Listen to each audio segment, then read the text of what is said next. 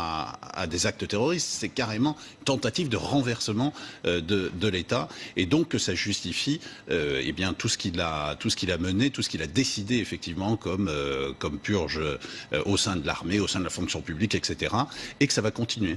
Je voudrais aussi qu'on voit cette image que vous allez nous expliquer, un extrait donc de cet entretien exclusif, cette ardoise qui semble-t-il lui était montrée pendant votre entretien.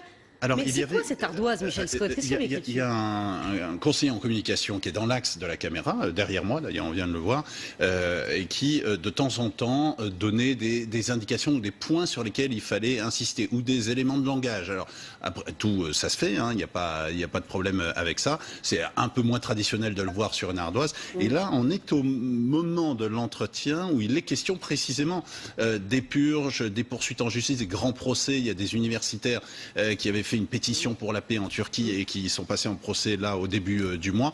Eh bien, il y est marqué sur cette ardoise, peu ou prou, tous les criminels doivent, ou la justice doit absolument juger tous les criminels.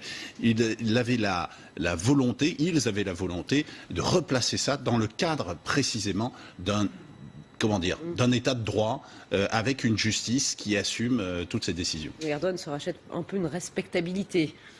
Oui, et puis il est là peut-être pour encore assez longtemps. Je lui ai demandé à la fin s'il comptait se représenter en 2019. Il ne l'a pas du tout exclu et la Constitution lui en donne le droit. Voilà, ça fait 14 ans qu'il est au pouvoir. Je parle sous votre contrôle. Alors un peu moins comme président. Il était Premier ministre jusqu'en 2003-2014. Depuis 2014, il est président.